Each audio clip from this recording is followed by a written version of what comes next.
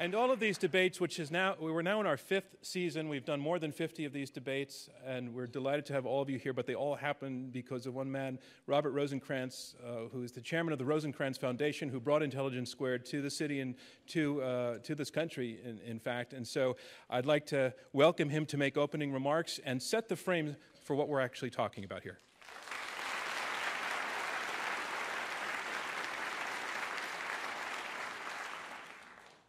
Bless you for coming. Intelligence Squared is primarily known as a public policy debate series, so I'd like to start the evening by sharing with you the reasons we wanted to do a debate about religion.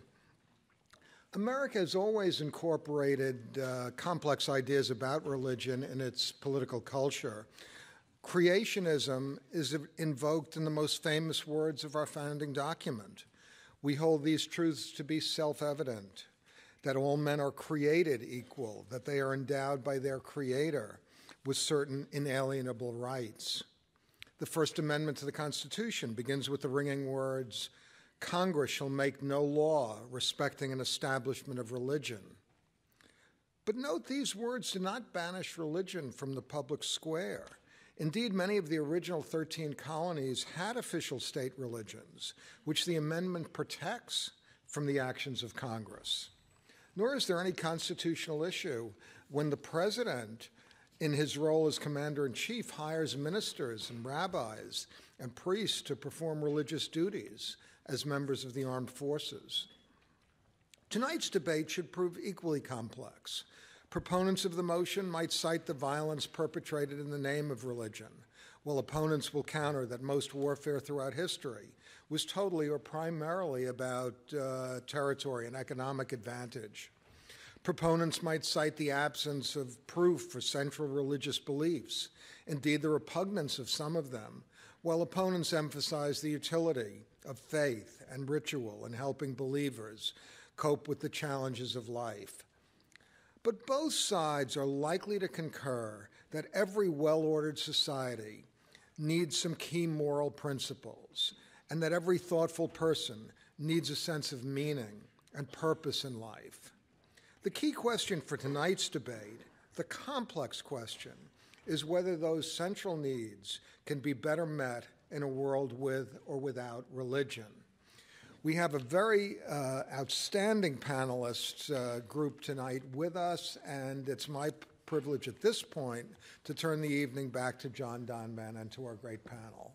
Thank you. Thank you. And I would really like to invite one more round of applause for Robert Rosencrantz for making this all possible.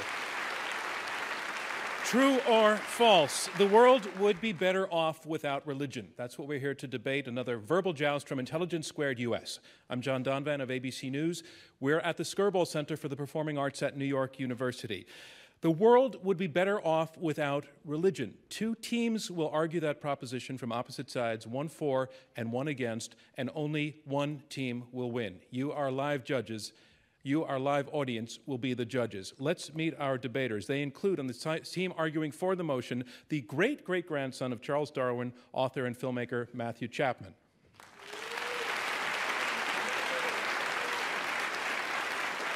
By his side and on his side, a philosopher who takes a humanistic view of ethics, master of the New College of the Humanities, A.C. Grayling. Opposing them and here to argue against the motion is one of the most influential conservative thinkers in the nation, President of the King's College, Dinesh D'Souza. And his teammate is the Rabbi of Sinai Temple in Los Angeles, California, David Wolpe. So this is a contest, it's a debate, and you, our audience here at the Skirball Center, will decide the winner. By the time the debate has ended, we'll have asked you to vote 2 times, once before and once again at the end, and the team that has changed the most minds, the team that has moved its numbers the most, will be declared our winner. So let's go on to the preliminary vote. You have a keypad at your seat on the right-hand side, and our motion is, again, the world would be better off without religion, and if you agree with this motion, and it's a negative without. If you agree with this motion, means you want less religion, push number 1. It's these guys. If you disagree with this motion, push number 2. And if you're undecided, push number 3. And if you can ignore the other numbers, and if you made an error, just correct it, and the system will lock in your last vote. So remember, we're going to let you know at the end of the debate what that baseline number is, and we're going to have you vote a second time after the third round. We go in 3 rounds, opening statements, a middle round where you're involved and the debaters address one another directly, and then a closing round of short summary statements. So let's get started. On to round 1. Our motion is the world would be better off without religion, and here to speak in support of the motion, A.C. Grayling, Anthony Grayling, philosopher. Put that on your business card, I guess.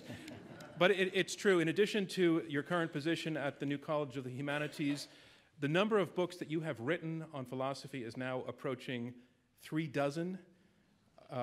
And I understand that as an undergraduate at the University of Sussex, you decided you needed more college, more university. So simultaneously, you pursued a second Bachelor of Arts degree up in London, so you did college twice at the same time? Is that... What else Yes, what did you do in your spare time? Yeah, it's crazy, but it's true. Ladies and gentlemen, A.C. Grayling. Thank you.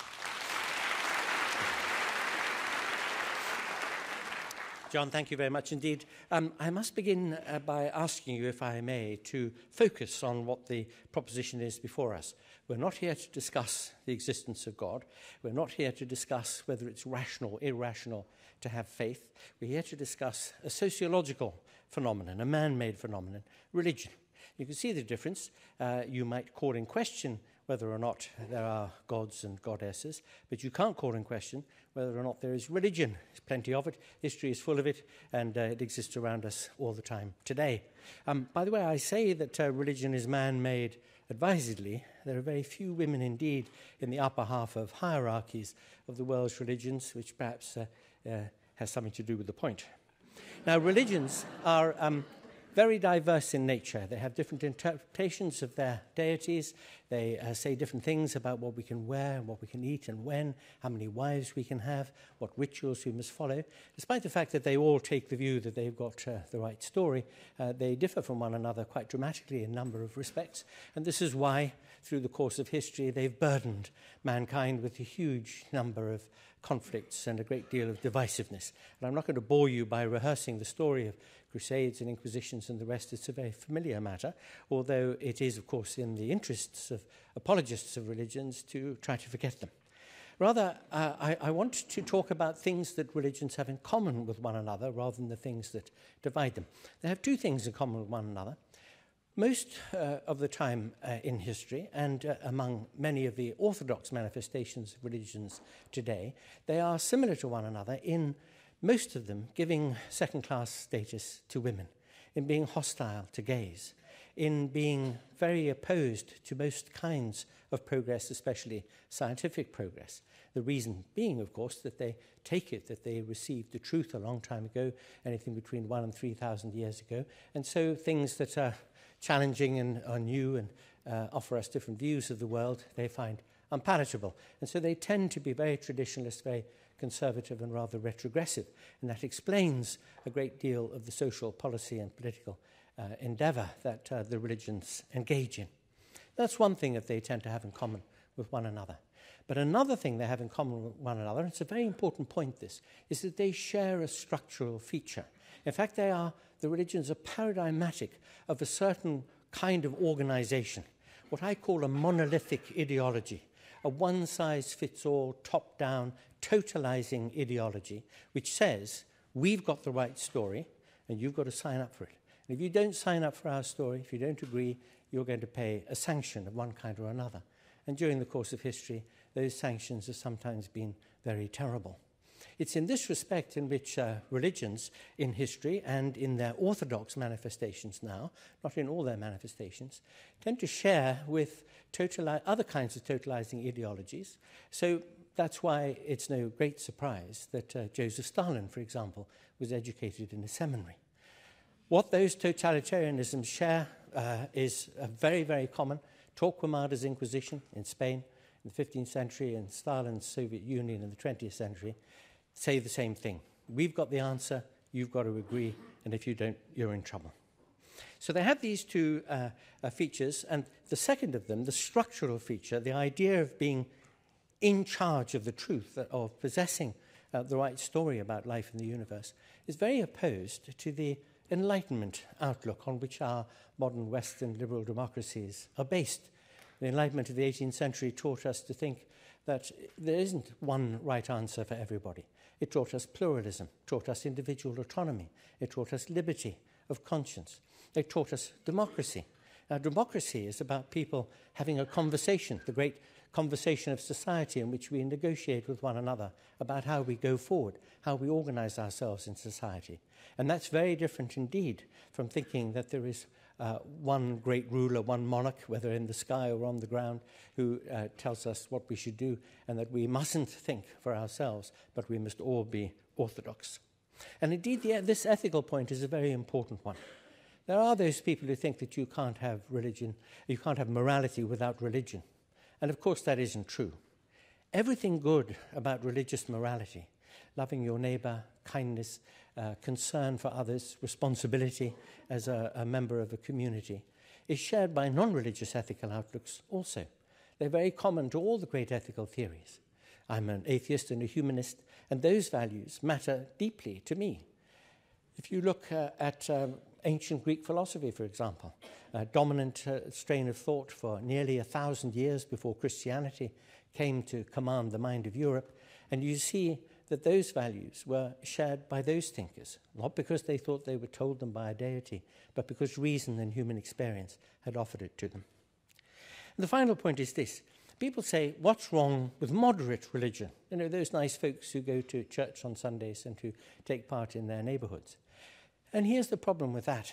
Moderate religion is religion where people do a little bit of cherry picking. They take the best bits of the religion and some of the more embarrassing or difficult or awkward or rebarbative bits they leave to one side.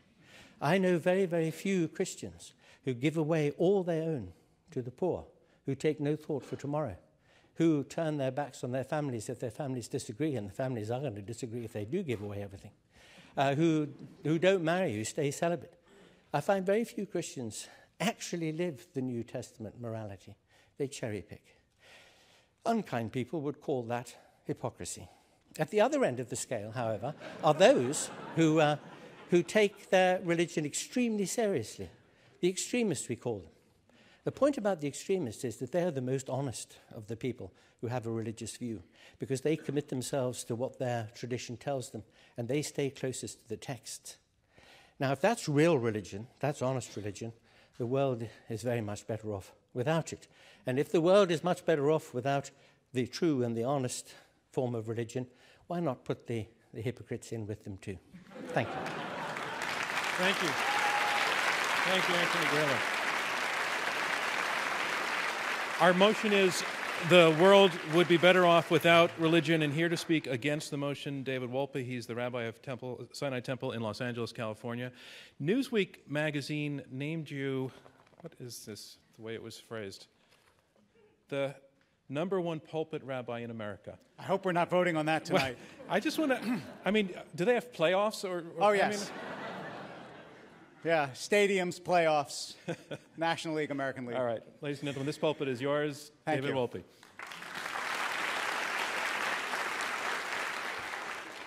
The caustic and brilliant philosopher at Columbia University, Sidney Morgenbesser, was once sitting in the back of a lecture where the English philosopher, J.L. Austin, said that we know that two negatives make a positive. If I say I will never not miss you, it means I'll always miss you. But he said there's no language in which two positives make a negative. And from the back of the auditorium, Morgenbesser said, yeah, right. Now, I'm going to offer you two positives. I hope not only that they will add to a positive, but that you will approach this not in that skeptical frame of mind, but at least open to the possibility that there's a lot about religion that you don't hear. You will never see a headline that says, religious man feeds hungry man.